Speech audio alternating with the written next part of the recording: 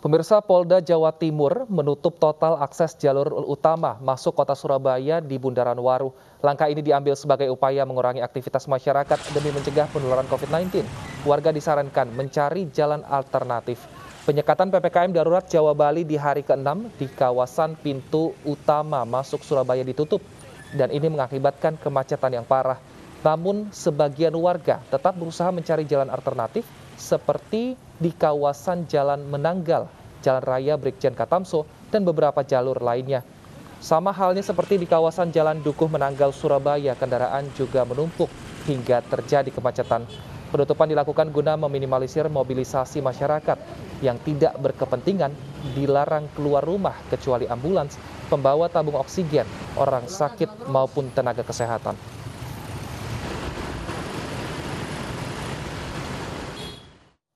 Lalu bagaimana proses penyekatan di Bandung, Jawa Barat? Sudah ada rekan kami Desi Juliani dan juga Rahmat Ilyasan langsung dari pintu tol Paster Bandung dan Bundaran Dolok Surabaya, Jawa Timur.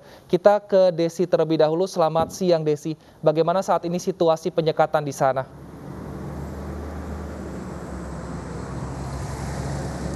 Ya, selamat siang Wilson dan pemirsa. Untuk penyekatan di gerbang tol Paster, tepatnya di pintu keluar tol Paster, akses menuju pintu masuk kota Bandung.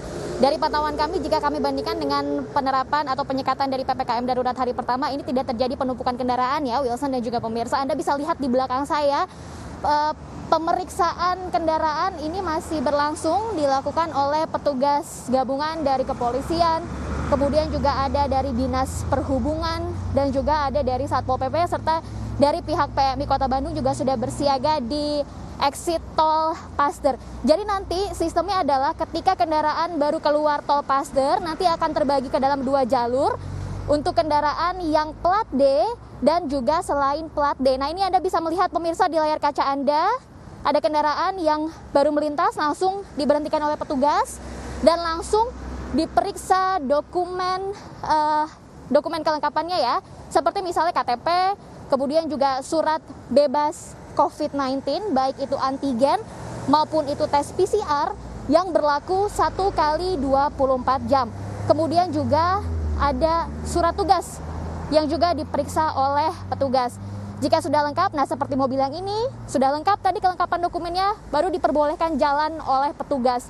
Tadi kami sempat berbincang dengan petugas di lapangan bahwa hingga pukul 11 siang ini sudah ada 118 kendaraan yang diperiksa dan 11 kendaraan diputar balik karena tidak bisa menunjukkan dokumen-dokumen yang diminta, Wilson dan juga pemirsa. Dan di masa PPKM darurat ini untuk penyekatan di Kota Bandung ini terbagi ke dalam 3 ring, di mana di gerbang tol ini merupakan ring 3 dan rencananya penyekatan di tol ini, di exit tol ini akan berlangsung selama 24 jam. Sementara untuk 2 ring lainnya, ring 1 dan juga ring 2, jalan-jalan protokol, kemudian juga akses menuju jalan protokol ini hanya diberlakukan penutupan jalan saja yang berlaku di jam-jam tertentu saja. Ini memang sedikit ada perubahan ya Wilson dan juga pemirsa, di mana jika penutupan jalan ini hanya berlangsung di siang hari dan juga sore hari saja. Namun mulai tanggal 5 Juli kemarin ini berlangsung selama 3 kali, ada pagi, siang, dan juga sore hari. Dan untuk mengetahui situasi penerapan PPKM darurat di Kota Surabaya, kita akan bergabung dengan rekan saya Rahmat Ilyasan di Bundaran Waru. Rahmat. Baik Desi, selamat siang. Saat ini saya berada di Bundaran Dolok Surabaya. Hari ini merupakan hari penutupan kedua di kawasan Jalan Ahmad Yani dan juga di kawasan pintu masuk Surabaya di kawasan Cito Surabaya. Hal ini ditutup karena untuk meminimalisir adanya mobilisasi warga Surabaya, karena selama evaluasi PPKM 5 hari, aktivitas warga Surabaya makin hari semakin tidak berkurang, artinya makin bertambah. Untuk mengetahui lebih lanjut, kita sudah bersama Bapak Dirlantas Polda Jawa Timur, Bapak Kombes Pol Latif Usman.